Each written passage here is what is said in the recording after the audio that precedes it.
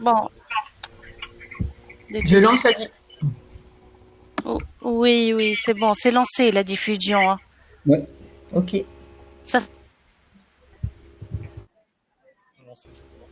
ok. Très Par bien. rapport aux Perrine, est-ce que documents tu peux mettre aussi, les documents? veuillez le lancer, oui.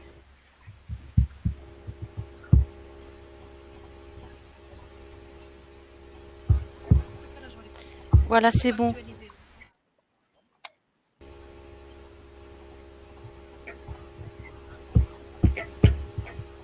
Très bien. Je crois que nos participants se reconnectent également au fur et à mesure. Donc, je vous propose de commencer.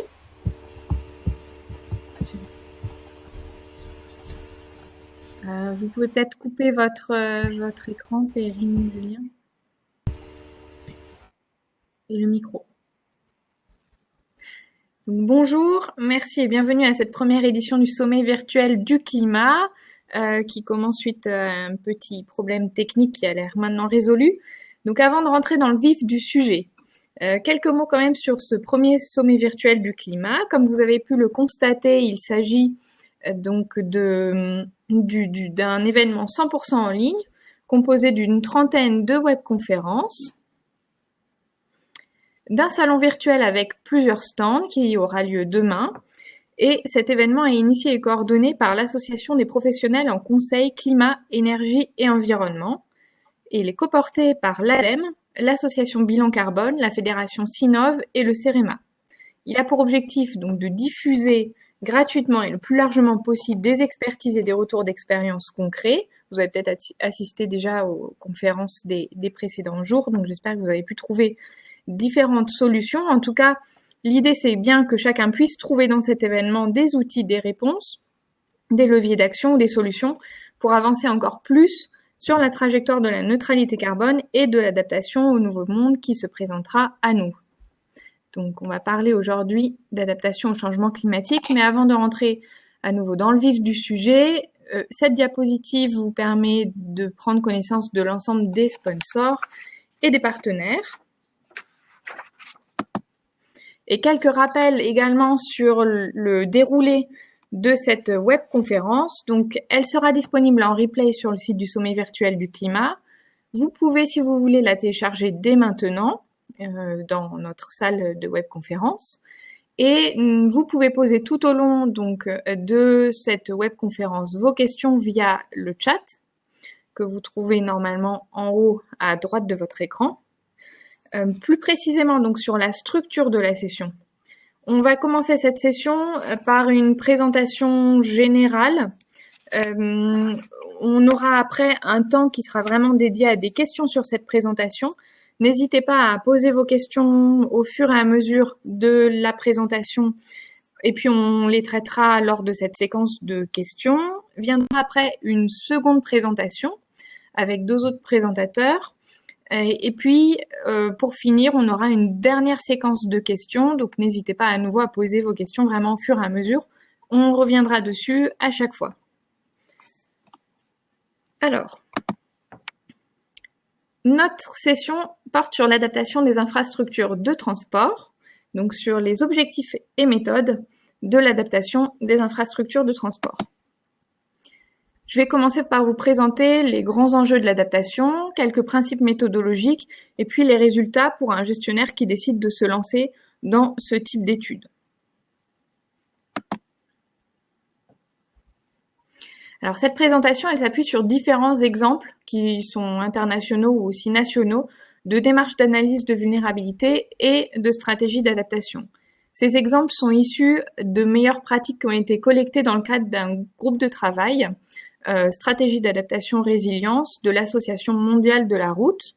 Parmi ces exemples est citée une étude de cas d'analyse de vulnérabilité qui a été menée donc sur le réseau de la Direction interdépartementale des routes de Méditerranée, selon une méthodologie qui a été développée par le CEREMA, et puis vous retrouverez également d'autres études qui ont été menées en France tout au long de cette présentation et au cours de la seconde présentation. Donc c'est vraiment une présentation basée sur un panel d'études. Avant donc de commencer par parler de la méthode, on va parler un petit peu du changement climatique. Qu'est-ce que c'est? Quels sont les enjeux pour les réseaux de transport de prendre en compte ce risque. Donc le Forum économique mondial classe justement le changement climatique dans le top 5 des risques qui auront le plus d'impact les prochaines années pour nos sociétés. Alors, on a aujourd'hui de nombreuses politiques d'atténuation. Les politiques d'atténuation, ça sert à limiter les émissions de gaz à effet de serre. Par contre, même en mettant en œuvre toutes ces politiques d'atténuation, eh bien, le changement climatique, c'est quelque chose qui a déjà commencé. Ce sont des phénomènes qui ont beaucoup d'inertie et on va vers un climat différent demain, malgré des politiques d'atténuation déjà en place et même si on vient les renforcer. Donc, on parle d'une part d'atténuation, mais il ne faut pas oublier qu'il y a la partie adaptation qui est très importante quand on parle de réseau de transport, c'est-à-dire finalement comment on fait pour se projeter dans le climat de demain et pour gérer l'inévitable demain. Finalement, à quoi va-t-on faire face? Alors, quelques grandes tendances d'évolution climatique. On va faire face, par exemple, à la hausse des températures moyennes. On va également faire face à la hausse des vagues de chaleur, à des pics de canicule de plus en plus fréquents ou de plus en plus intenses. On a également des évolutions qui sont prévues sur tout ce qui est précipitation.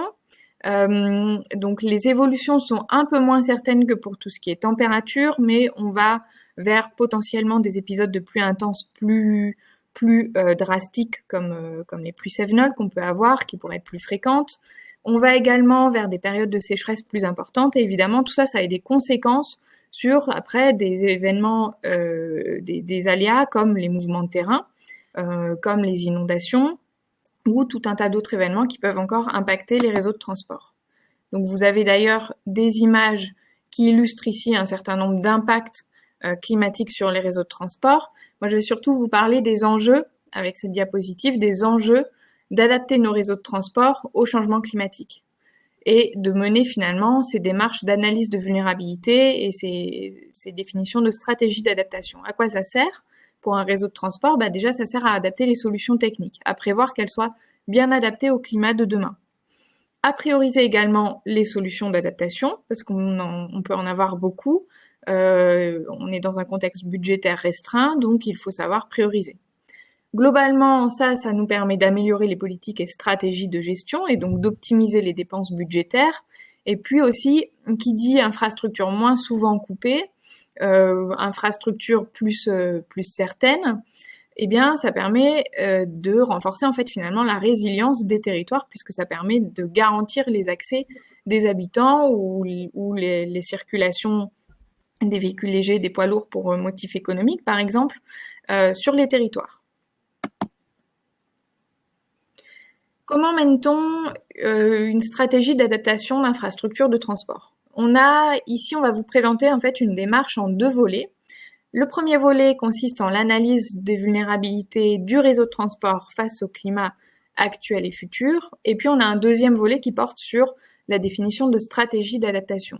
Donc les résultats, vous en avez donc un certain nombre, puisque en tant que gestionnaire de réseau de transport ou partie prenante dans une telle démarche, vous aurez par exemple, grâce à ces démarches, l'analyse de l'exposition actuelle et future de votre réseau avec le changement climatique, l'identification des vulnérabilités actuelles et de leurs évolutions, donc toujours dans un contexte de changement climatique, et puis l'identification de solutions d'adaptation qu'il faudra après prioriser avec des outils socio-économiques pour pouvoir définir une stratégie de résilience, voire éventuellement un plan, donc avec calendrier de mise en œuvre des différentes solutions, indicateurs de suivi, indicateurs d'efficacité des différentes mesures qui auront été choisies. Et cette méthode est transposable globalement à d'autres problématiques que le changement climatique. Je laisse maintenant la parole à Bertrand. Bonjour à tous et à tous. Il y a un petit peu d'écho, j'espère que vous m'entendez bien. Donc, je suis Bertrand Bredovati, je suis également au CEREMA comme Marie-Colin qui vient de nous parler. Je suis chargé d'études sur les risques et la résilience des territoires. Et donc, je vais vous parler un petit peu plus concrètement de la méthode qui a été mise au point par le CEREMA et qui a été testée à multiples reprises sur l'ensemble du territoire national. Alors, pour rentrer dans le vif du sujet, voici la première diapo. Vous voyez que la méthode qu'on vous propose se déroule en 8 étapes, plus une, qui on y reviendra à la fin, est assez crucial. Vous voyez à la couleur en fait de chaque bloc, on a un premier bloc qui concerne les 3 premières étapes, qui concerne essentiellement le cadrage de l'étude. Qu'est-ce qu'il faut mettre en place en fait pour constituer un socle relativement stable qui vous permettra ensuite de dérouler l'étude complètement et dans les meilleures conditions. Et puis ensuite, vous voyez des étapes 4 à 8 où on est plus dans l'analyse. On va essayer de déterminer quels sont les risques à l'époque actuelle, on va dire. Ensuite, on va essayer de se projeter dans le futur en tenant compte des impacts climatiques qui auront été identifiés. Et puis, à la fin, la dernière étape, la plus importante, ou peut-être en tout cas la finalité de l'étude, c'est de déterminer quelle est la stratégie qui nous permettra de faire face au changement climatique en fonction du réseau qu'on étudie. Alors, je passe la diapo suivante. Alors, première étape qui concerne le cadrage en fait de l'analyse et de l'étude à laquelle on va procéder. Première question primordiale à se poser, c'est le périmètre, évidemment, le périmètre géographique, étant entendu que plus ce périmètre est large, et plus les intervenants, plus les données à collecter vont être nombreux. Et donc, ça conditionne évidemment le temps qu'on va consacrer à cette étude, mais aussi les moyens financiers qu'on va consacrer. Donc, première étape plutôt, quel périmètre, jusqu'où va-t-on et quel réseau va-t-on considérer? Dans ce réseau, quelles infrastructures on va considérer? On peut considérer à la fois les structures routières, mais aussi d'autres modes de déplacement comme les modes doux, les modes lourds, de transport en commun comme les réseaux ferrés, ou d'autres modes qu'on peut intégrer ou non dans cette étude. Donc c'est une question primordiale parce qu'évidemment elle va conditionner quelles données on va devoir collecter sur ce réseau-là. Ensuite, question très importante, les fonctionnalités. Évidemment, on va regarder l'impact des aléas climatiques sur chaque réseau, mais on va regarder aussi quelles sont les fonctionnalités qui sont perturbées. C'est une question fondamentale puisque vous allez regarder en quoi votre réseau va être perturbé par les aléas climatiques qui vont se présenter dans le futur. Et puis bien sûr, la question importante, ce sont les objectifs qu'on se donne en mettant en œuvre cette méthode. Vers quoi va-t-on aller? Quelles sont les pistes de progrès qu'on va pouvoir identifier? Vers quoi on veut tendre? Quelles sont nos vulnérabilités qu'on veut élucider, enfin en tout cas mieux comprendre et mieux appréhender. Donc tous ces objectifs-là sont à détailler à ce stade-là, avant même de rentrer dans le détail de la méthode. Alors sur la diapo, vous voyez un petit exemple qui a été mené sur la direction interdépartementale des routes de Méditerranée. Donc vous voyez que le périmètre est très large. Il concernait en fait géographiquement pratiquement le quart sud-est de Grenoble en haut de la diapo jusqu'à Marseille tout en bas. C'est un réseau routier qui, vous voyez, comporte 750 km de route et un peu plus de 1000 ouvrages d'art. Il faut savoir aussi que c'est un réseau très contrasté puisque au sud de Grenoble, c'est un réseau montagnard, on va dire, en 2 fois une voie avec des routes qui peuvent dépasser les 1800 mètres d'altitude. Et puis tout en bas à Marseille, on parle d'autoroutes urbaines à 2 fois 3 voies avec des portions qui ont des trafics comparables aux périphériques parisiens. Donc vraiment un réseau très contrasté sur lequel on a essayé de tester d'abord la méthode. C'est le premier point que vous voyez, nos objectifs en bas à droite. Premier point, c'était de tester cette méthode sur un réseau aussi contrasté. Et puis bien sûr d'identifier les vulnérabilités du réseau qui intéressait particulièrement le gestionnaire forcément, qui lui évidemment était curieux de savoir ce qui allait se passer sur son réseau pour les années à venir en fonction des changements climatiques à venir. Alors, deuxième exemple qu'on a mis en œuvre en fait au CEREMA, ça concerne le centre-ville de Marseille. Donc ici, vous voyez la carte que vous avez sous les yeux, vous avez un focus en fait sur le centre-ville de Marseille, c'est un carré qui fait à peu près 4 km de Coqueté. Pour ceux qui connaissent, vous allez peut-être reconnaître en bas à gauche le vieux port vu d'avion. Et puis ensuite, vous voyez en jaune le réseau structurant. Donc, ce sont les autoroutes urbaines.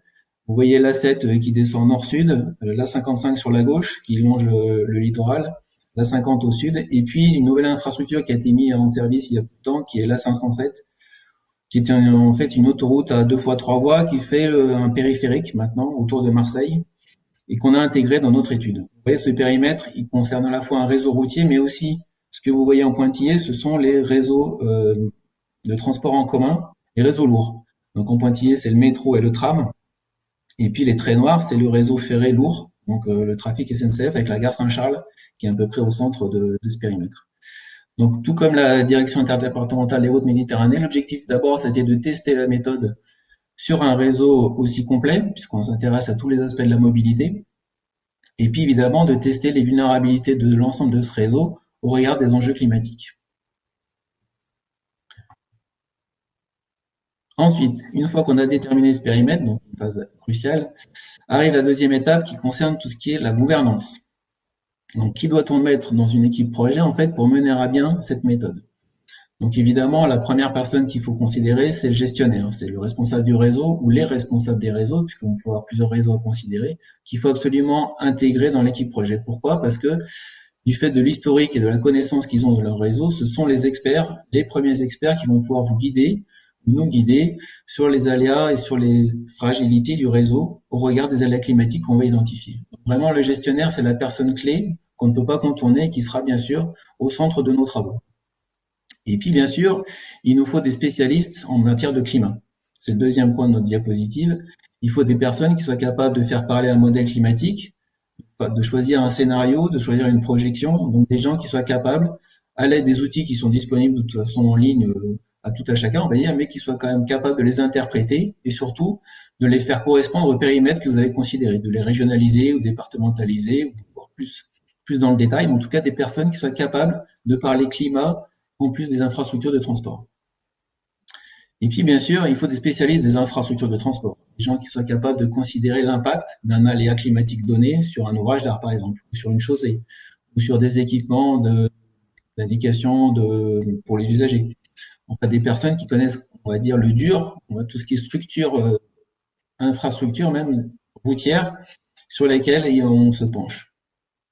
Et puis, éventuellement, possiblement, mais c'est vivement conseillé, c'est d'avoir des spécialistes du territoire, c'est-à-dire des gens qui connaissent bien le fonctionnement du territoire que vous considérez. Par exemple, une agence d'urbanisme qui va pouvoir vous dire, voilà, le territoire fonctionne de telle et telle manière, quels sont les points stratégiques, quels sont les pôles générateurs de trafic, quelles sont les fonctionnalités qui sont primordiales pour faire fonctionner un territoire. Donc ça, c'est des spécialistes du territoire qui vont pouvoir vous guider. Et puis, on peut imaginer aussi d'autres parties prenantes. Alors, on ne nous a pas cité sur cette diapo, mais on peut imaginer beaucoup de personnes qui sont intéressées par une telle étude. Ça peut être, par exemple, des spécialistes de la gestion de crise, ça peut être des experts du climat, ça peut être encore, pourquoi pas, des experts de mobilité. Donc, on peut associer dans cette gouvernance un panel d'experts et de spécialistes qui vont pouvoir chacun apporter leur pierre à l'édifice. Alors, en bas de la diapo, vous avez la gouvernance qui a été mise en place pour l'étude sur la direction interdépartementale des Hautes-Méditerranées, pardon. Donc, vous voyez d'abord le ministère en bas à droite, qui lui, évidemment, suit de près les évolutions climatiques au niveau national. Le gestionnaire, donc la DIR Méditerranée, qui a été fortement impliqué dans le sujet, forcément. Et puis, vous voyez sur la gauche, un bureau d'études privé, Carbone 4, qui est spécialisé dans les impacts du changement climatique, qui est venu appuyer le CEREMA, qui a piloté cette étude de bout en bout, pour arriver jusqu'à la définition des vulnérabilités du réseau de la DIR au regard du changement climatique. Donc, une gouvernance qui est évidemment qui se traduit par un comité de pilotage, des comités techniques, mais surtout on va dire, des personnes fortement impliquées sur les tenants et les aboutissants de cette étude. Alors, troisième étape, en fait, qui concerne toujours notre socle, qui va nous permettre de travailler sur cette méthode et sur ce sujet, c'est les données. Donc, vous voyez qu'elles sont réparties en 3 blocs. D'abord, des données climatiques, évidemment, qui sont indispensables. On va s'intéresser à ce qui s'est passé dans le passé, notamment les événements les plus extrêmes, quels sont les impacts, enfin, en tout cas, les aléas qui ont été répertoriés dans la littérature. On peut aussi noter les impacts qui ont été répertoriés, le cas échéant, s'il y a eu des retours d'expérience, par exemple, c'est toujours des données très intéressantes. Et puis, bien sûr, les aléas climatiques actuels. Donc, on va essayer de déterminer, au jour d'aujourd'hui, quels sont les aléas qui concernent notre réseau. Et puis, bien sûr, parmi les données climatiques, on va réaliser des projections, c'est-à-dire qu'à partir de modèles sur lesquels je reviendrai un petit peu plus tard, on va pouvoir déterminer quels sont les aléas qui vont prendre de l'ampleur ou non sur le réseau que l'on considère. Donc, le premier bloc, données climatiques, on verra ensuite, par la suite, où on peut trouver ces données. Deuxième bloc très important, évidemment, c'est tout ce qui concerne les infrastructures elles-mêmes. D'abord, il faut les lister, évidemment. Il faut essayer de connaître leurs caractéristiques, forcément, de quoi sont-elles faites, le plus précisément possible. Le niveau de détail va être important aussi, parce que si vous n'avez pas de données sur, par exemple, la constitution des chaussées ou les ouvrages d'art, ça va être difficile de mesurer les impacts. Donc, il faut essayer d'avoir des données le plus précises possible et le plus homogènes possible dans la mesure du possible. Et puis, à l'aide des experts des infrastructures, des équipements, vous allez pouvoir déterminer un peu quels sont les impacts qui sont attendus sur ce type d'ouvrage. Donc, on peut les lister également, on peut réaliser des matrices en décrivant pour chaque objet quels sont les impacts de tel aléa climatique et qu'est-ce qu'on peut attendre des évolutions à venir. Et puis, on peut noter les impacts climatiques passés, si on les observe. C'est pour ça que le gestionnaire est important, puisque lui connaît bien, en fait, les événements qui ont pu perturber son réseau. C'est tout l'intérêt d'avoir le gestionnaire à ses côtés pour nous parler du passé, du présent, et puis nous, après, pour lui parler d'avenir. Et puis, dernier bloc très important lui aussi, c'est tout ce qui concerne les fonctionnalités. Comme on l'a dit, on essaie de comprendre en quoi le réseau est structurant ou pas. Quelles sont les fonctionnalités qui peuvent être perturbées ou non. Quels sont, par exemple, les trajets indispensables pour les forces de sécurité ou pour les services de secours ou pour les pompiers, des choses comme ça. Donc, toutes ces questions-là de fonctionnalité nous permettent de déterminer quels vont être aussi les impacts sur le fonctionnement du réseau et donc, indirectement, on peut dire, sur le fonctionnement du territoire, parce que bien souvent, le territoire dépend quand même des infrastructures de transport. Si on parle ne serait-ce que de gestion de crise, on sait bien qu'en général, la gestion de crise s'appuie sur les réseaux de transport pour acheminer les livres, les secours, etc., et puis pour évacuer les personnes, le cas échéant. Donc, il y a un enjeu fonctionnalité qui est vraiment important, qu'il ne faut pas négliger, qu'il ne faut pas se concentrer que sur les infrastructures, mais aussi sur leur fonctionnalité. Alors, 3 petits points de vigilance en bas de la diapo. Donc, vous voyez qu'on peut collecter des données de manière tout à fait indépendante. Ça permet de répartir le travail en plusieurs équipes, par exemple, ou pas de solliciter plusieurs gestionnaires différemment. Il faut faire attention, en fait, je vois pas. Donc, c'est bien une démarche itérative. Donc, en fait, à chaque fois qu'on va pouvoir collecter certaines données, elles vont vous mettre sur la voie pour en collecter d'autres. Par exemple, si vous avez des données sur un ouvrage et puis que cet ouvrage est répété plusieurs fois sur le réseau, vous allez pouvoir comme ça comptabiliser quels sont les impacts sur cet ouvrage-là. Et puis, un point de vigilance sur l'hétérogénéité des données, puisqu'au regard des expériences qu'on a pu mener sur le territoire national, on peut voir que d'un gestionnaire à l'autre, il peut y avoir des données très différentes sur l'histoire, sur la Constitution. Donc, c'est un point de vigilance parce que on peut avoir des soucis parfois on va dire, d'authenticité des données, retrouver les données. Les gestionnaires sont pas toujours très organisés. Je ne veux pas leur jeter la pierre, mais ça arrive qu'on ait du mal à retrouver les données. En tout cas, c'est un point de vigilance. Il faut s'attacher à avoir des données le plus homogènes possible sur le réseau pour pouvoir ensuite les comparer entre elles et mesurer les impacts climatiques sur chacune des entrées du réseau. Ensuite, nous allons rentrer un peu dans le vif du sujet avec tout ce qui concerne l'analyse. Donc, premier point, évidemment, c'est déterminer quelles sont les vulnérabilités du réseau actuellement. C'est-à-dire qu'on va citer quels sont les sites actuellement exposés sur le réseau, quels sont les événements les plus impactants, et puis en fait faire une base de données tout simplement pour recenser les impacts qu'on peut recenser à l'heure d'aujourd'hui. Donc, pour trouver ces renseignements, on a plusieurs possibilités, les cartes de risque, les PPRI, les choses comme ça en France en tout cas, des documents de planification, les retours d'expérience, enfin tout ce qu'on peut collecter pour essayer de déterminer quels sont les impacts actuels et connus sur le réseau de transport que l'on considère. Idem pour le climat, on va essayer de chercher quels sont les impacts qu'on peut déterminer au jour d'aujourd'hui au niveau climatique. Et puis évidemment au niveau fonctionnel.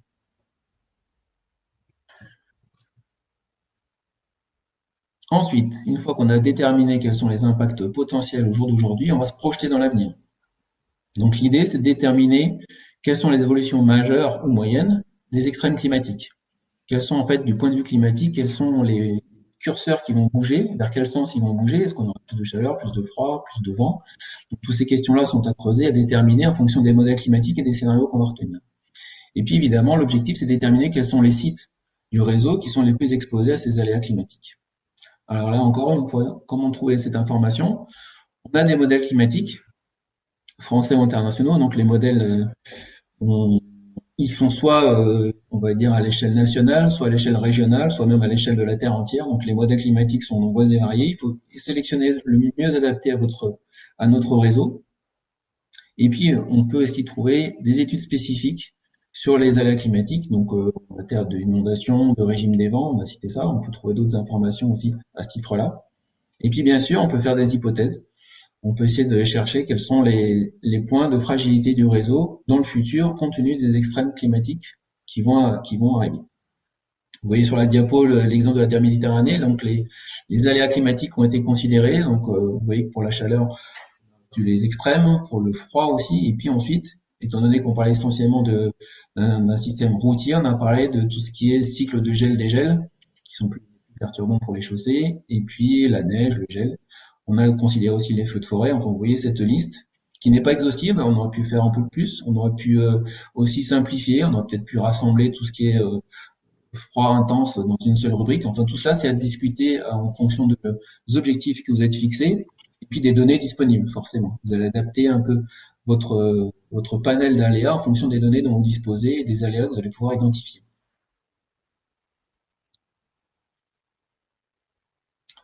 Ensuite, l'exposition future, eh bien évidemment, je l'ai dit, elle dépend des scénarios climatiques que vous allez identifier. Donc, j'ai déjà parlé des modèles en disant qu'il en existait plusieurs et qu'il fallait identifier le bon.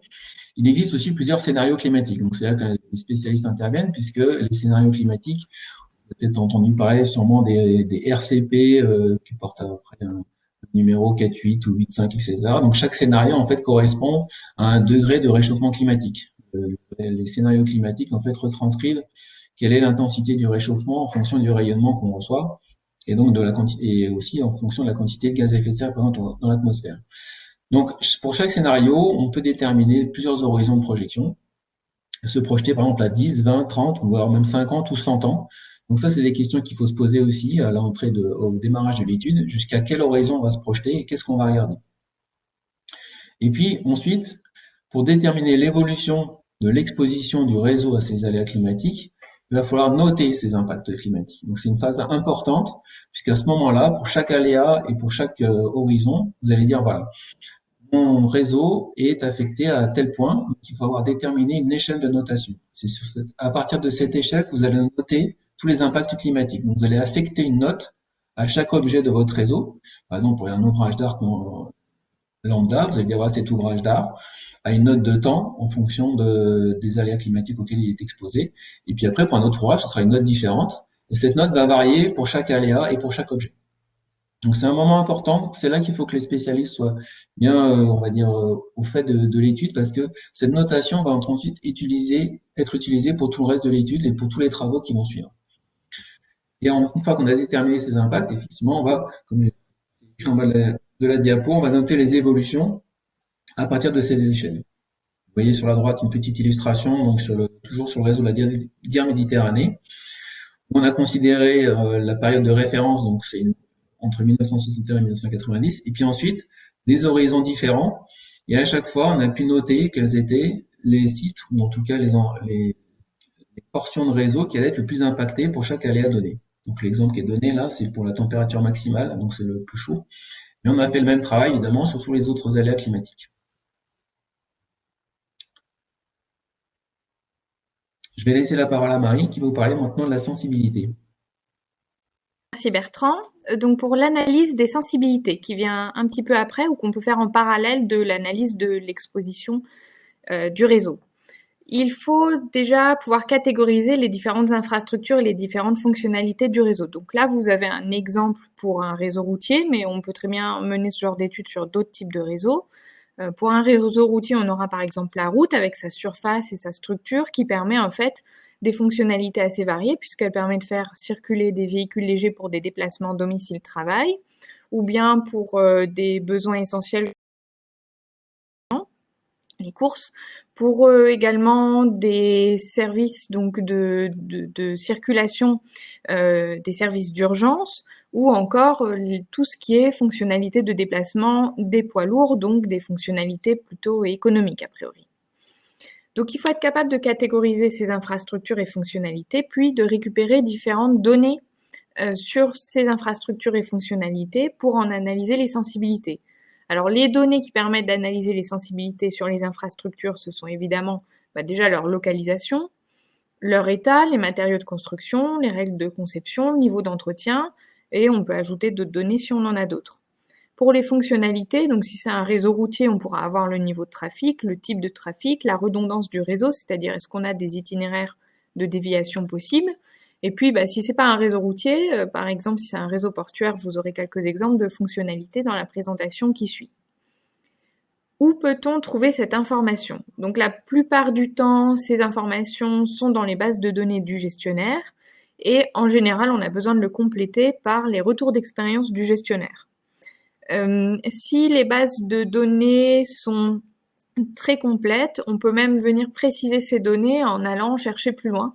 Par exemple, les informations dans les marchés qui permettent de renseigner parfois sur les règles de conception de certaines infrastructures en particulier ou sur certains matériaux de construction qui auraient été spécifiés donc dans les marchés.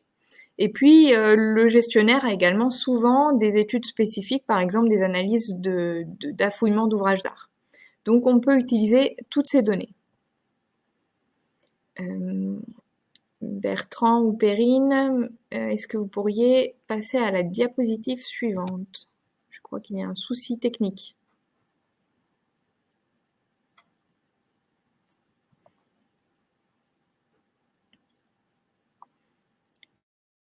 Alors, désolé pour les participants, nous avons un petit souci technique. La présentation est bloquée.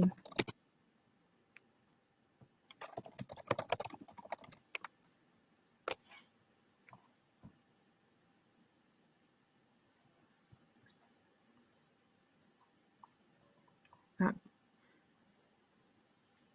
Alors, Perrine, qui est gestionnaire donc, de cette présentation, est-ce que ce serait possible éventuellement de relancer? Oui, merci. Ah, parfait. Donc, désolée pour ce petit souci. On va passer rapidement à nouveau les diapositives. Ça vous permet de revoir la structure de la présentation.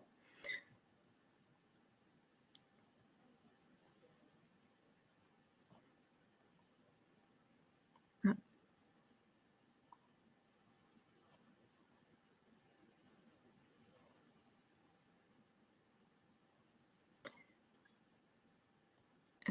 Très bien. Donc, on en était donc à la récupération des différentes données nécessaires pour l'analyse des sensibilités et on peut passer donc à la partie technique, comment on identifie les sensibilités du réseau.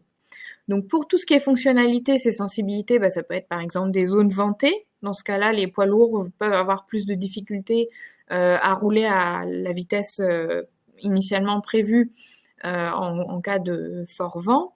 Ça peut être très bien aussi une longue section sans itinéraire de report qui va obliger, si elle est coupée, donc à faire un détour assez long et coûteux en temps. Pour les infrastructures de transport, ces vulnérabilités, elles dépendent donc des matériaux. Certains matériaux sont plus ou moins sensibles à l'humidité, à la chaleur par exemple. Et évidemment, les sensibilités dépendent aussi du niveau d'entretien et de l'état de chaque infrastructure. Donc ces sensibilités, on peut les identifier à l'aide des retours d'expérience du gestionnaire. Donc ce qu'on fait souvent, c'est solliciter le gestionnaire pour échanger avec lui sur chaque type d'infrastructure, chaque type de fonctionnalité, les différents retours d'expérience qu'il a pu avoir, ce qui nous permet d'analyser, d'identifier en tout cas les sensibilités. Évidemment, on peut s'appuyer sur des informations fournies par des experts ou encore différentes analyses bibliographiques par exemple. Les résultats. Donc à ce stade, on a une liste de sensibilités pour chaque infrastructure et pour chaque fonctionnalité face à chaque événement climatique qui aura été analysé précédemment. Et on a également une liste de facteurs aggravants parce qu'en fait, on a donc des sensibilités par catégorie d'infrastructure, mais on peut venir préciser au sein d'une même catégorie, par exemple au sein d'une famille d'ouvrages d'art, on peut venir préciser si un ouvrage d'art de cette famille est plus ou moins vulnérable qu'un même ouvrage d'art, qu'un ouvrage d'art similaire de la même famille, en fonction par exemple du niveau d'entretien ou de son état. Une fois qu'on a ça, il faut passer à l'étape d'analyse des vulnérabilités. Donc en premier lieu, pour les infrastructures, il s'agit de définir une échelle de notation des sensibilités. Ça doit être fait avec des gestionnaires puisque l'idée c'est quand même de répondre à leurs besoins. Donc cette échelle de notation peut être définie en fonction des besoins opérationnels du gestionnaire. Est-ce qu'il doit intervenir en fonction des sensibilités plus ou moins fortes? Une fois qu'on a l'échelle de notation, donc on vient noter les sensibilités par type d'infrastructure et par donc, catégorie de fonctionnalité, puis on vient moduler au sein d'une même famille d'infrastructures ou de fonctionnalités cette note en fonction des facteurs aggravants. Donc au final, on obtient une matrice ou bien une carte éventuellement des différentes sensibilités pour chaque infrastructure du réseau qu'on aura pu répertorier. Pour les fonctionnalités, on va faire on va procéder de la même façon, c'est-à-dire qu'on va définir une échelle de notation des sensibilités. on va noter ces sensibilités, on va les moduler pour vraiment distinguer les qualités. On va moduler cette notation avec les facteurs aggravants et puis on va finalement également essayer de tenir compte de la notation, donc des sensibilités des infrastructures dans cette notation de la sensibilité des fonctionnalités, puisque par exemple, en cas donc d'extrême chaud, l'extrême chaud n'a pas forcément un impact direct sur la fonctionnalité déplacement des véhicules légers, si ce n'est que dans ce cas-là, on peut mettre la clim très fort.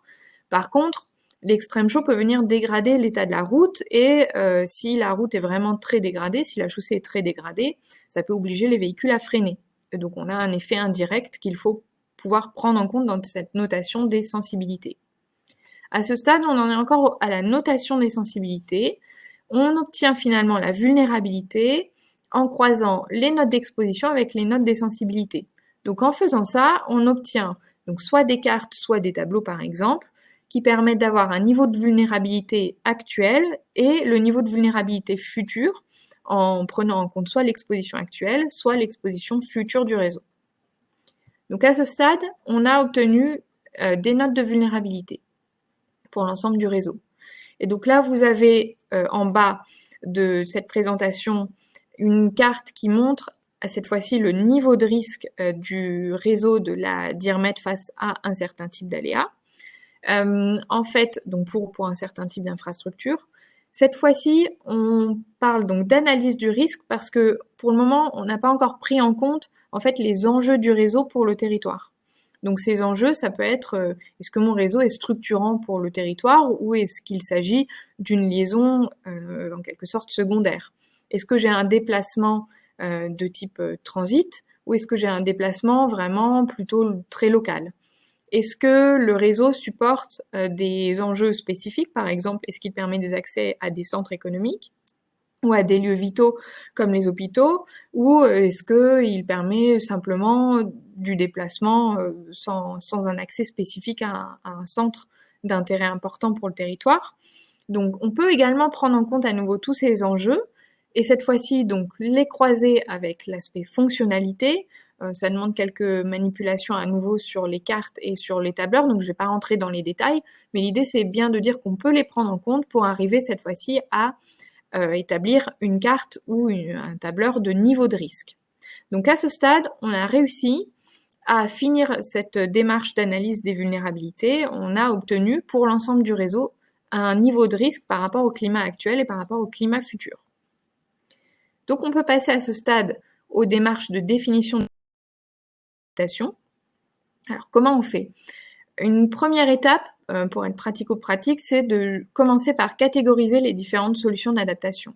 Donc on peut avoir par exemple des catégories pour les infrastructures qui sont l'adaptation curative. Une fois que l'événement est passé, l'infrastructure a été impactée, qu'est-ce qu'on peut faire? Ou bien encore des adaptations préventives pour les infrastructures existantes ou pour de nouvelles infrastructures. On peut très bien trouver d'autres formes de catégories. L'idée, c'est de commencer par catégoriser, proposer des catégories de solutions d'adaptation pour pouvoir justement identifier après les différentes solutions d'adaptation.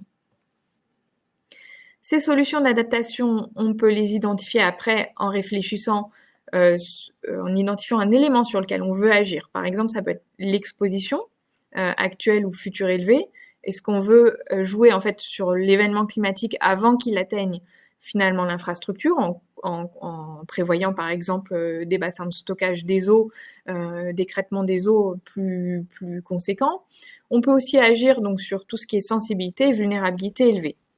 Ce qui est important, c'est de pouvoir prendre en compte le niveau de détail de l'analyse et la fiabilité de la donnée. La fiabilité de la donnée, c'est par exemple se poser la question de est-ce que mon évolution climatique est qualifiée de très certaine par les modèles climatiques ou est-ce qu'au contraire elle est très incertaine? Par exemple, ça peut être le cas des évolutions du vent en France. Et puis évidemment, les acteurs impliqués sont importants puisque en fonction de l'acteur impliqué, si c'est le gestionnaire qui a décidé de cette étude ou si c'est une partie autre qui a décidé de l'étude, les solutions d'adaptation ne seront pas tout à fait les mêmes. Donc, à ce stade, on obtient un panel de solutions d'adaptation qui peut être, ces solutions peuvent être vraiment très nombreuses, donc il va falloir les prioriser.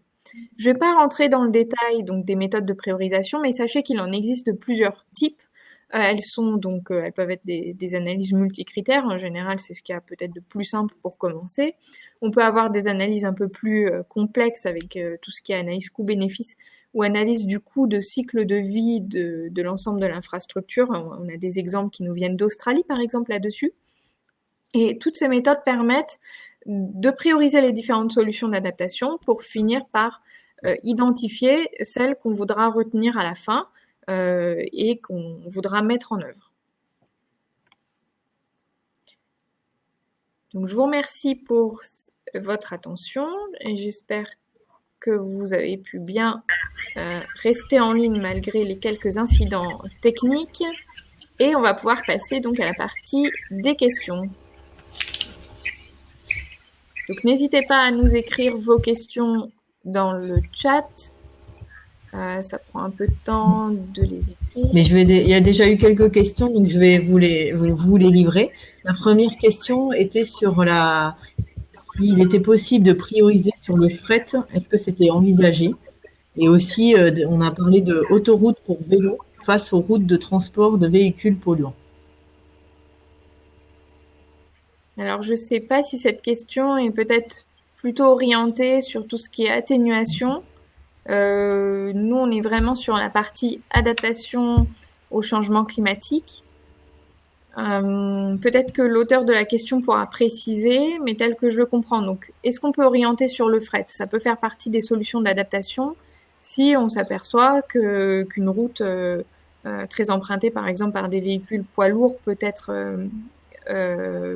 à risque face au changement climatique et qu'on a une ligne de fret qui est qui pourrait être moins touchée par ces mêmes événements climatiques.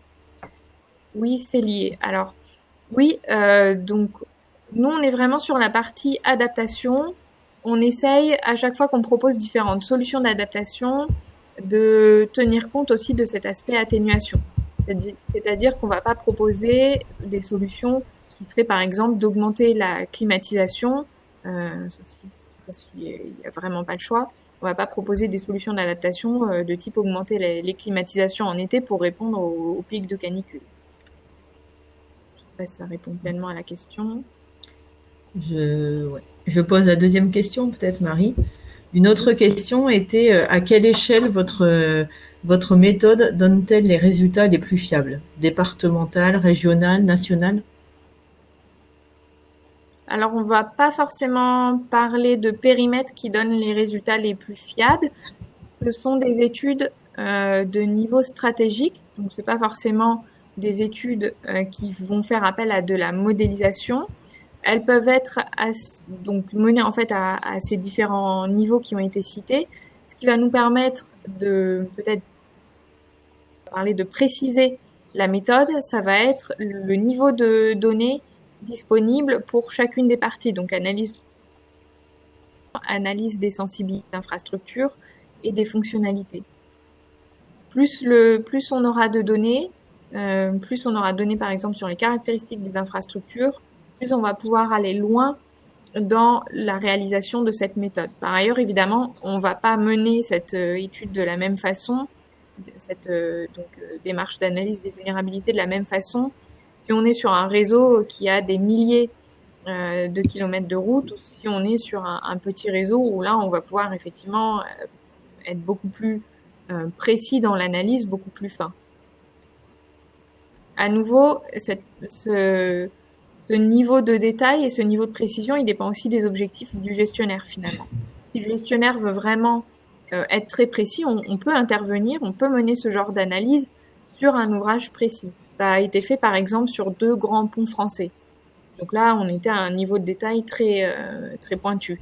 Par contre, on peut aussi le faire si le gestionnaire désire que ce soit fait sur l'ensemble de son réseau, on peut le faire sur l'ensemble de son réseau. Et évidemment, plus on voudra être précis, si le réseau est très gros, plus il va falloir y passer du temps.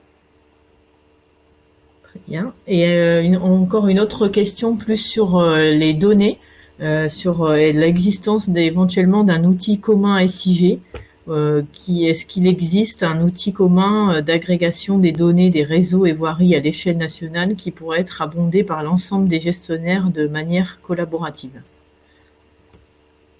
Alors oui, il existe des outils SIG, donc qui sont communs à l'ensemble des gestionnaires de réseau, qui peuvent être utilisés dans le cadre de ces analyses. Nous, on s'appuie sur les outils SIG qui existent, qui sont utilisés par les gestionnaires de réseau. Donc, par exemple, pour le réseau routier national non concédé, il existe un outil de ce type.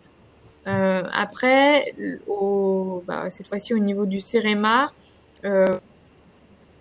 construire d'outils SIG et disons la structure des bases de données qui vont bien pour être capable de mieux suivre en fait l'état des réseaux routiers. Donc à nouveau, on est sur la partie réseau routier.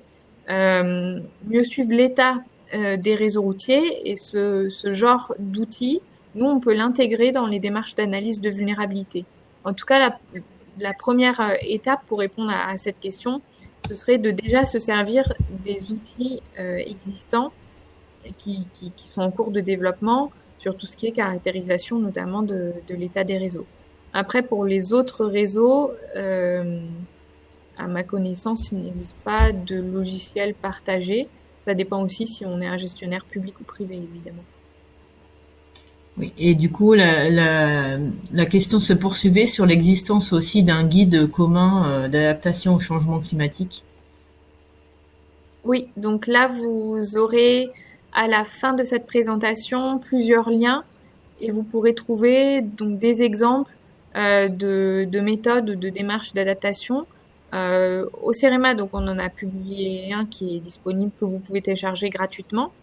Et puis sinon, sachez que l'AIPCR a également publié donc des guides qui sont cette fois-ci qui permettent d'accéder à des méthodes partagées au niveau international sur le sujet. Donc l'AIPCR, c'est l'Association mondiale de la route, dont on a cité un certain nombre d'exemples, dont vous avez vu par exemple sur les diapositives relatives aux solutions d'adaptation, un pont.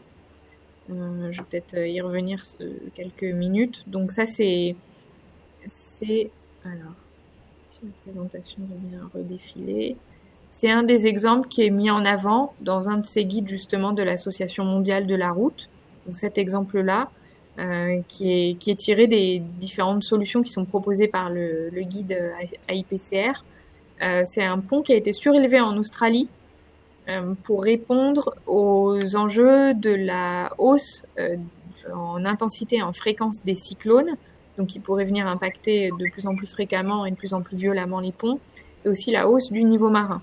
Donc sur la base d'une étude socio-économique, de calcul socio-économique, le gestionnaire du pont a décidé de rehausser le pont par rapport au projet initialement prévu pour tenir compte des effets du changement climatique, au vu de la durée de vie prévue du pont. Une question. Est-ce que la méthode est transposable à d'autres réseaux?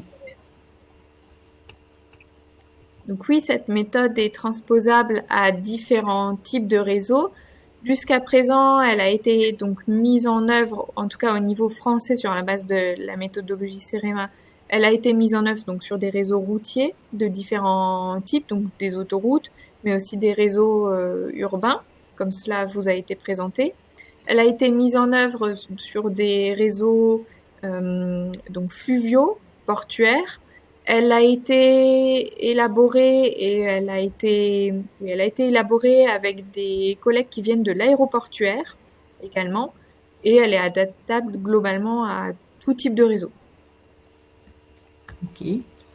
On prend une dernière question peut-être. Vous avez présenté la méthode qui nécessite vraiment beaucoup de données.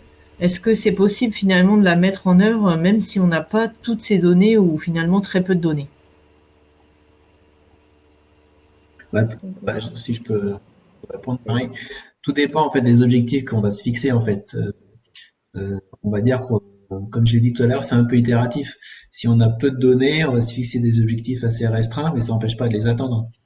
Mais l'avantage de la méthode, c'est qu'on peut utiliser même, on va va dire un fond de dossier assez maigre, pour essayer de déterminer au moins ce qui va se passer dans le futur au niveau climatique. Et après, si on n'a pas suffisamment de données sur les infrastructures, on peut les creuser, on peut les retrouver, mais c'est pas forcément rédhibitoire. Le fait d'avoir peu de données, c'est simplement que les objectifs qu'on va se fixer vont être, on va dire, ajustés en fonction des données dont on dispose. Et une des solutions possibles d'adaptation sera évidemment de compléter les données manquantes pour être plus précis dans cette démarche, dans la réalisation de cette démarche. Ok. On va peut-être passer donc à la deuxième présentation. C'est nous qui allons Oui, œuvrer. c'est nous qui allons œuvrer. Hop, je reviens au bon moment. Voilà, donc nous allons vous présenter un exemple de démarche d'adaptation sur le grand port maritime de Bordeaux. Donc on va se présenter déjà. Donc je suis Perrine Vermeer, je travaille au CEREMA à Bordeaux et je suis responsable d'une unité risque naturel et vulnérabilité. Et bonjour à tous, je suis Julien Mas, je suis le chef du service environnement et risque du grand port maritime de Bordeaux et donc le maître d'ouvrage de cette étude.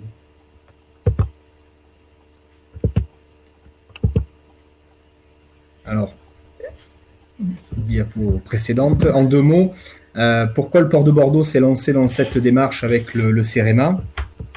D'abord parce que les premiers signes du changement climatique sont visibles dès aujourd'hui. On voit quelques exemples ici, mais je pense surtout aux phénomènes de submersion marine et de tempêtes qui ont été un peu plus nombreux ces dernières années. Le changement climatique était un sujet du précédent projet stratégique. Donc, un grand port maritime fonctionne avec un projet stratégique de 5 ans. Le précédent s'achève en fin d'année 2020. C'était un questionnement qu'on avait eu dans le précédent et c'est devenu, pour le coup, un enjeu pour le futur. Donc, dans l'année prochaine, on va entrer dans la révision de notre projet stratégique et il était nécessaire d'avoir ces éléments pour pouvoir intégrer tout ça dans notre démarche. Et donc, on a eu une convergence, puisque le Grand Port Maritime de Bordeaux et le CEREMA ont une convention commune de recherche et développement. Et il s'est avéré en fait, que le CEREMA possédait cette technique et maîtrisait cette technique de déroulé de cette étude. Et nous avions besoin en fait, d'éléments sur le sujet, avec cette partie analyse des données, des sensibilités, des fonctionnalités et autres, et puis à la fin, cette stratégie d'adaptation, c'est-à-dire ce plan d'action à 5 ans qu'on pourra intégrer de même, on y reviendra un peu dans la présentation. Sur le périmètre, donc le Grand Port Maritime de Bordeaux est un établissement public de l'État. Notre périmètre d'action, notre circonscription, vous pouvez le voir sur cette diapositive, c'est une circonscription de 130 000 hectares qui épouse les contours de l'estuaire de la Gironde. Et puis le port de Bordeaux a cette spécificité, alors comme les autres ports d'estuaire, je pense à Nantes sur la Loire et à Rouen sur la Seine, d'être composé de plusieurs ports. Donc nous, on a 7 terminaux portuaires qui ont chacun leurs caractéristiques et puis leur trafic propre. Et donc voilà, notre périmètre d'études, ce qui nous a occupé pendant quelques semaines et quelques mois, c'était cette emprise-là. Les terminaux portuaires, donc à la fois l'infrastructure, les différents quais, on peut avoir des quais en maçonné, des quais en béton, des quais en pale planche, mais aussi les fonctionnalités du port, c'est-à-dire la navigation sur l'estuaire, l'accueil d'entreprises sur nos terrains, le travail en extérieur de nos collègues dockers ou grutiers, qui peuvent être impactés par différentes thématiques du changement climatique. On pense aux épisodes de canicule et ce genre de choses. Et parallèlement à ça, le port de Bordeaux, qui est donc situé sur l'estuaire de la Gironde, est aussi propriétaire d'un grand nombre d'espaces naturels. Donc vous voyez qu'il y a 7 sites Natura 2000, mais nous avons un parc naturel marin sur l'estuaire, un schéma d'aménagement et de gestion des eaux aussi. Donc la partie environnementale et écologique est très prégnante. Et on s'aperçoit aussi que le changement climatique a des incidences sur ces thématiques-là. Donc on l'a intégré aussi à cette étude. Et donc je vais laisser la parole à Perrine pour dérouler la démarche. Donc la première, si on revient un peu sur les différentes étapes de la démarche, Donc, la première étape, c'est bien de regarder les évolutions climatiques. Donc, nous avons sélectionné par rapport à ce périmètre 11 types d'événements climatiques que vous voyez en bas à gauche, donc qui vont des températures chaudes, froides, gel et neige, tout ce qui concerne les précipitations intenses, les inondations fluviales et par submersion marine, également la hausse permanente du niveau marin, les tempêtes, également aussi les mouvements de terrain, la sécheresse, l'étiage et les feux de forêt. Sur ces 11 événements climatiques, certains, comme on l'a pu le voir précédemment, ont été projetés grâce à des modèles climatiques de Météo France. D'autres ont été plus approchés par des proxys ou des dires d'experts. L'ensemble de ces événements ont été donc projetés selon 2 scénarios climatiques. Donc on a choisi de les projeter selon un scénario plutôt, on pourrait appeler médian, donc avec quelques politiques d'atténuation supplémentaires par rapport à l'actuel, et un scénario plutôt pessimiste, donc qui correspond à du 8.5, sans politique d'atténuation supplémentaire. Également, on fait 3 horizons, donc une période de référence pour pouvoir comparer, et puis 2 périodes projetées, une plutôt proche à 2050 et une plus lointaine à 2100. Donc les tendances majeures projetées sont conformes à ce qu'on peut trouver même dans la région. Donc on peut citer surtout la hausse des températures, l'augmentation des périodes de sécheresse et d'étiage, et également la hausse du niveau marin qui entraîne également des augmentations des impacts par submersion marine. La deuxième étape consiste à lister et catégoriser l'ensemble, donc d'une part des infrastructures et puis des fonctionnalités portuaires. Donc pour les infrastructures, nous sur le port de Bordeaux, on en a fait 13 catégories. Donc on peut retrouver les différents types d'ouvrages, maçonnerie, béton, etc., le chenal, et puis aussi toutes les infrastructures linéaires, les voiries, et l'ensemble des équipements type écluses, bâtiments ou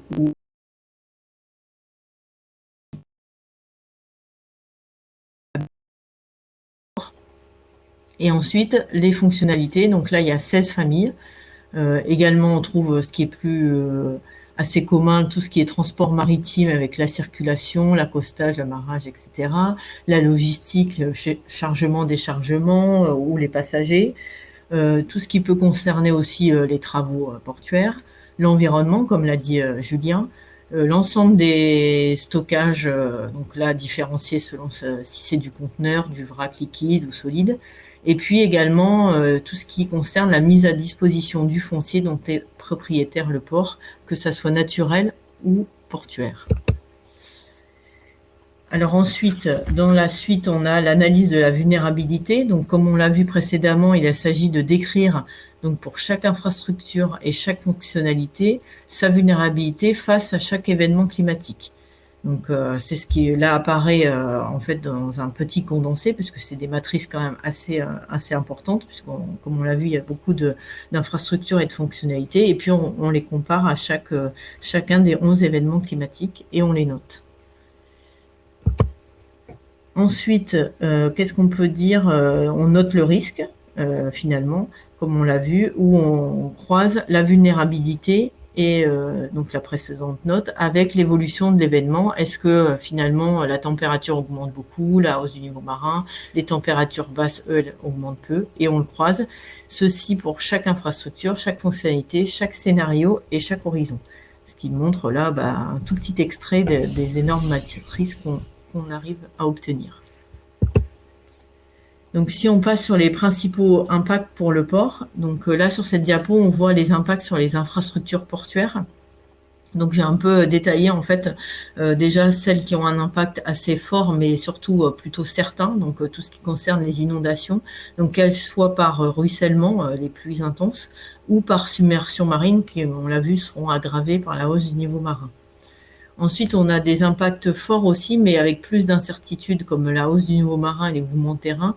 Incertitudes qui peuvent être dans le temps, est-ce que ça va arriver maintenant ou beaucoup plus tard, dans la localisation ou même l'intensité. Et enfin, la hausse des températures, elle a un impact fort, mais plutôt ciblé sur certains types d'infrastructures spécifiques, type les voiries ou certaines typologies d'ouvrages comme les digues, les ponts ou les quais. Si on passe maintenant aux fonctionnalités, on retrouve les inondations par submersion marine et hausse du niveau marin qui sont vraiment considérées en ayant un impact fort et certain. Et puis là, on trouve un impact fort, mais avec des incertitudes sur le vent et notamment les tempêtes. J'ai fait aussi là dans cette diapo un petit zoom sur le foncier naturel et portuaire. Donc comme je disais, le port est propriétaire de nombreux espaces qui peuvent être portuaires où on retrouve du bureau, des entreprises, et puis plus naturels qui peuvent être soit quand même exploités avec de l'agriculture ou de l'aquaculture ou plutôt non exploités mais protégés des écosystèmes naturels. Et ceci, c'est vraiment des espaces assez sensibles parce que, de par leur localisation et les activités, ils sont soumis vraiment à de nombreux risques avec de nombreuses variables. Alors, la suivante. Et donc ensuite, on est passé aux solutions d'adaptation. Donc là, la méthodologie retenue a été de relever les criticités en fait les plus fortes aux différents horizons. Donc pour essayer de cibler vraiment là où il y aurait des impacts et où il y a de l'action. Et ensuite, pour chacun des criticités ciblées, de proposer et de classer des solutions d'adaptation. Donc on a choisi 2 typologies pour les aspects fonctionnels et 4 typologies pour les aspects infrastructure. Donc c'est ce que je vous ai mis en dessous. Donc on a donc des solutions d'adaptation pour les infrastructures neuves ou existantes, des mesures à intégrer à la politique de gestion et d'entretien de ces infrastructures, et puis deux catégories communes au physique et au fonctionnel, qui sont des mesures pour l'exploitation, y compris tout ce qui concerne la gestion de crise, et ensuite toutes celles qui sont en lien finalement avec la gouvernance, dont la sensibilisation en interne ou vers l'extérieur et différents partenaires, l'organisation, la planification. Donc sur cette diapo, là je montre un peu le type de livrable vers lequel on peut arriver. Voilà, c'est l'idée en fait de toutes ces mesures qui sont dans une matrice quand même assez conséquente, d'arriver à des fiches opérationnelles, qu'ils soient sur la thématique des mesures, comme agir sur la gouvernance, ou aussi avoir, comme là on l'a bâti, des fiches par fonctionnalité ou infrastructure. Donc là, il y en a plusieurs exemples, dont bâtiment en gare par exemple, où on retrouve finalement où sont situés, par exemple dans quel terminal, pour le port de Bordeaux, où sont situés chaque infrastructure ou fonctionnalité, quels sont ses principaux impacts finalement. On a fait un petit point aussi, là où je ne suis pas trop revenue là-dessus, mais sur les impacts financiers, alors pas monétarisés, mais vraiment un peu décrits. Et puis les différentes solutions d'adaptation pour chaque infrastructure et chaque fonctionnalité.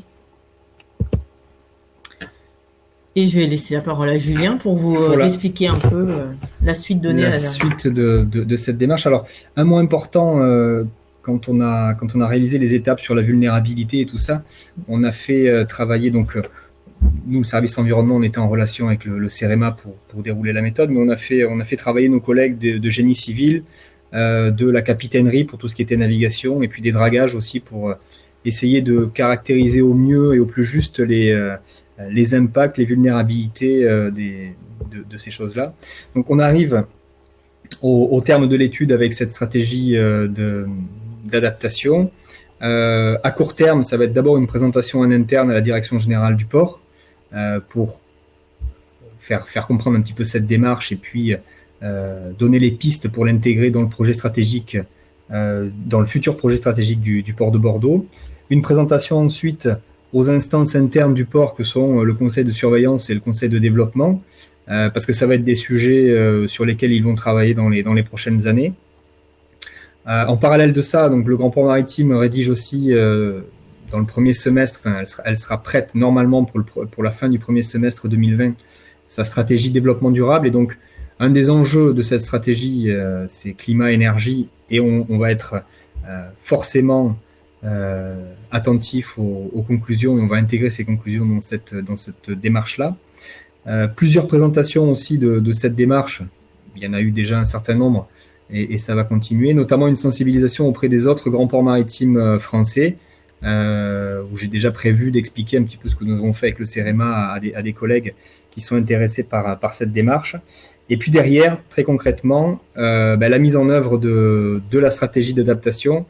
D'ores et déjà, par exemple, par rapport aux submersions et autres, on sait que lorsqu'on fait un aménagement sur le port, un remblai ou un nouveau quai, on a des codes de seuil qui prennent en compte déjà la hausse du niveau marin et puis les submersions marines.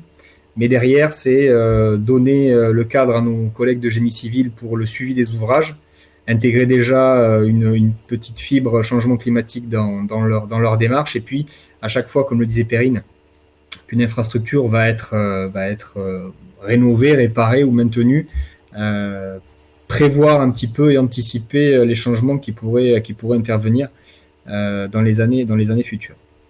Donc effectivement, la clé de la réussite, c'est une mise en œuvre efficace, je l'espère, en tout cas suivie, pilotée par mon service, et qui deviendra en fait un petit peu comme l'écologie aujourd'hui, un sujet central dans tous les projets du port de Bordeaux.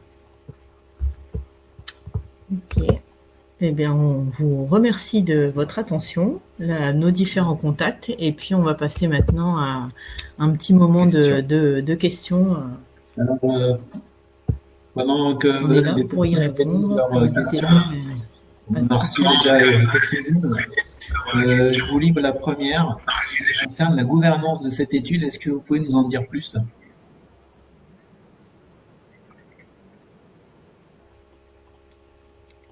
La gouvernance. Alors, le Grand Port Maritime de Bordeaux était maître d'ouvrage de cette étude. Donc, le CEREMA était le maître d'œuvre, on va dire. Il y avait un comité technique.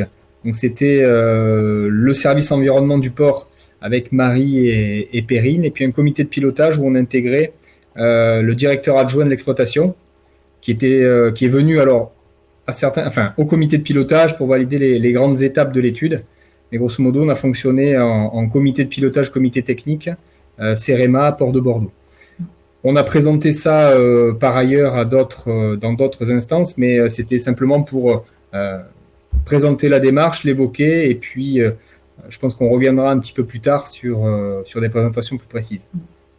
Mais peut-être on peut dire aussi qu'il y a quand même beaucoup d'autres acteurs qui sont concernés, notamment ceux qui sont sur vos espaces dont vous êtes propriétaire, et que dans les solutions d'adaptation, c'est aussi cette sensibilisation vers d'autres acteurs qui viendra par la suite. Tout à fait. Alors, autre question qui est arrivée via le chat sur le webinaire. Je vous la cite. Quelle est la place de la sensibilisation des populations civiles concernées?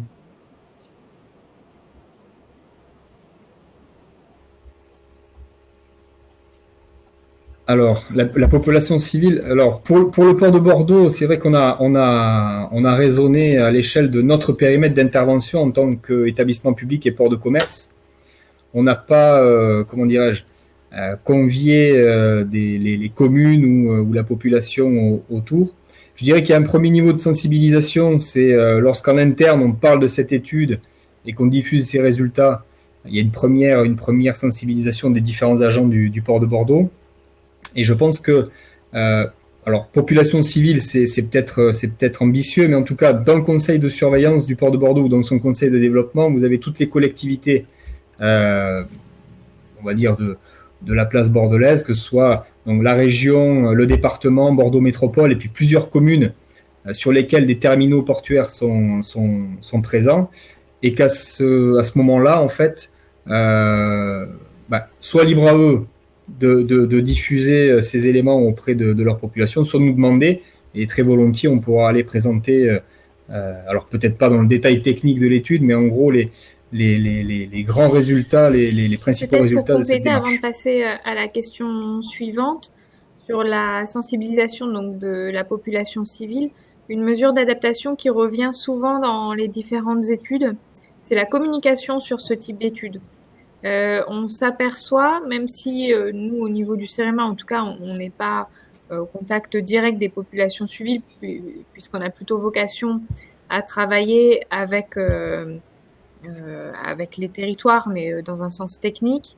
En fait, une des solutions préconisées, c'est de communiquer largement au grand public. Donc ça, c'est une des premières étapes. Après, la seconde solution d'adaptation, donc hors communication que peut faire le gestionnaire, c'est toute la communication qu'on peut faire, nous, en tout cas, au CEREMA ou d'autres organismes techniques qui interviennent sur ce type de sujet pour communiquer dans des conférences qui sont un peu plus ouvertes.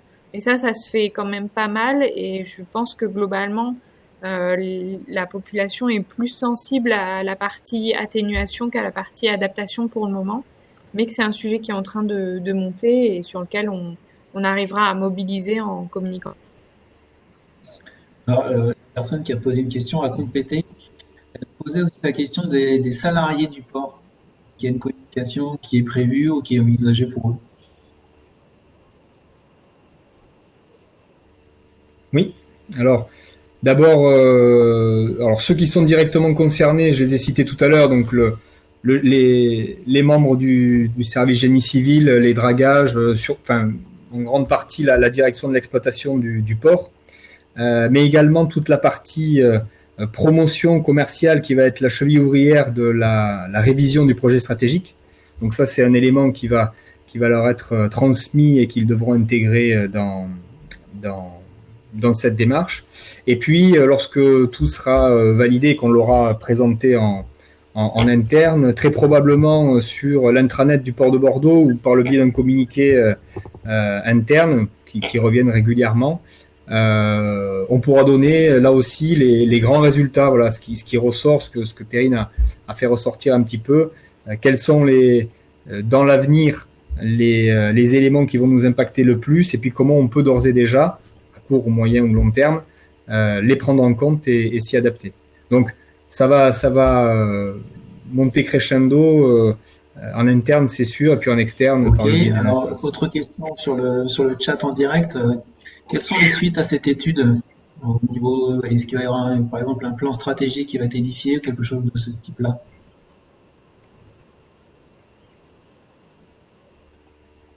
Alors oui, comme je l'indiquais tout à l'heure, en fait, à très court terme, il y a deux suites trois même à cette étude. La première, c'est que ça va devenir une brique du futur projet stratégique du port. La deuxième, c'est qu'elle va intégrer la stratégie de développement durable dans l'onglet ou dans l'enjeu climat-énergie. Et la troisième, c'est que très pratiquement, grâce aux fiches qu'on a présentées et qui vont être la finalité de cette étude, c'est transmettre ça au service opérationnel pour que d'ores et déjà, comme je l'indiquais, ils intègrent les aspects curatifs, préventifs, de suivi dans leur démarche et dans leur quotidien. Donc voilà les trois suites de cette étude. Alors, il nous reste encore un petit peu de temps pour les dernières questions. On peut s'accorder une minute ou deux, le temps que les gens tapent leurs questions. Moi, j'en avais une. Est-ce qu'il y a d'autres ports qui se lancent dans cette démarche, au niveau national ou européen?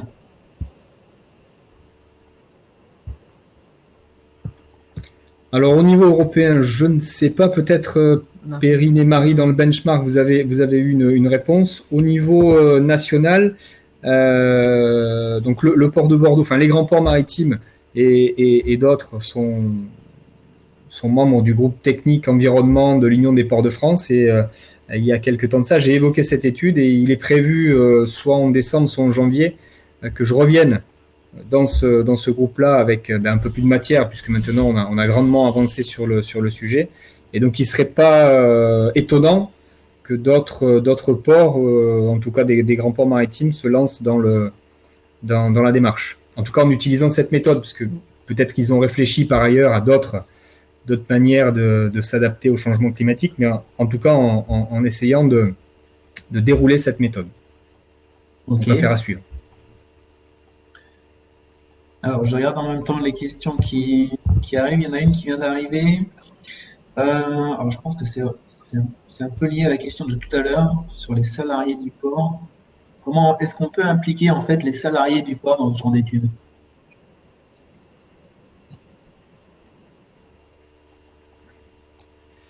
Alors, je pense qu'on les implique à deux niveaux. D'abord dans la réalisation, nous on a fait travailler nos collègues sur les sujets qui étaient traités. que ce soit les ouvrages, les fonctionnalités et autres. Pour décrire aussi les différentes vulnérabilités, parce que c'est quand même des choses assez précises, et de pouvoir donner une note, en fait, il faut quand même connaître bien les ouvrages ou chacune des fonctionnalités. Donc là, ils sont quand même intervenus chacun pour donner leur avis là-dessus. Leur avis noté aussi, quand il s'agit de noter tous ces impacts, parce que c'est eux les sachants, hein, que ce soit les officiers de port quand on parlait de navigation, ou le responsable des travaux quand on lui demande sur un ouvrage en enrochement ou un ouvrage en pale planche, qu'est-ce qui va être le plus impacté. Bon voilà, c'est lui qui sait. Donc ça, c'était la première implication. Puis la deuxième, c'est les mêmes vont être à nouveau sollicités pour mettre en œuvre demain. Et puis pour le reste des agents du port de Bordeaux, ben, c'est par le biais de communication interne. Et puis pour tous ceux qui vont être intéressés, on pourra rentrer un peu plus dans le détail. Et chose importante que je n'ai pas citée, c'est que dans le cadre de la stratégie développement durable, on a nommé une dizaine de référents développement durable qui auront un rôle à la fois d'ambassadeurs, c'est-à-dire d'évoquer ces sujets dans les services auxquels ils appartiennent, et en même temps de faire remonter les questions de ces différents services. Donc ça embrasse l'ensemble des services du port, que ce soit des services opérationnels ou des services support, comme la RH ou la compta ou autre.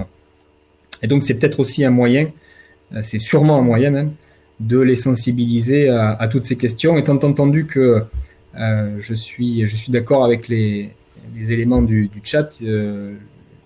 Les gens connaissent le sujet, sont d'ores et déjà assez sensibilisés, et c'est en train de monter, donc je suis sûr qu'on aura un écho en interne sur ce sujet. Ben, on a trop de questions. En tout cas, on pourra toujours y répondre par la suite si jamais des questions arrivent. Marie, je te laisse prendre la parole pour la suite. Oui, donc on va finalement passer à la partie conclusion. Donc pour cette partie, je voulais juste vous dire encore un dernier mot sur le fait que cette démarche aujourd'hui, elle existe. Donc vous la retrouverez via, par exemple, où vous retrouverez également les démarches à IPCR. Ce sont des démarches qui ont déjà été mises en œuvre, comme vous avez pu le voir, sur différents types de réseaux. Donc elles sont applicables, et puis nous, on continue en tout cas à les développer, à les améliorer sur certains points. Donc vous pouvez trouver un certain nombre d'exemples. Sachez par exemple qu'on a un projet de recherche qui est en cours, qui s'appelle Eclipse. C'est un projet de recherche interreg. Donc au niveau français, au niveau européen, au niveau international, il y a encore des choses qui sont faites. N'hésitez pas à suivre donc tout ce qui est fait sur le site du CEREMA, le site de la IPCR, les sites de différents organismes qui travaillent également sur le sujet. Vous trouverez un certain nombre de littératures sur ce sujet-là. Et eh bien, je peux passer heureusement à la dernière diapositive, qui a pour objectif donc de remercier l'ensemble des participants qui ont assisté à cette webconférence. Donc n'oubliez pas le rendez-vous de demain, 28 novembre, pour qui vous permettra de continuer à échanger avec certains exposants cette fois-ci.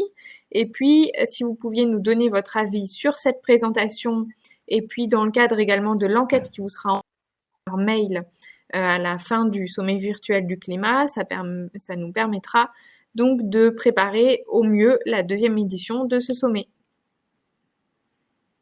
Merci, et merci. je pense qu'on peut dire au revoir. Merci. Merci. Au revoir. Au revoir. Au revoir. Au revoir.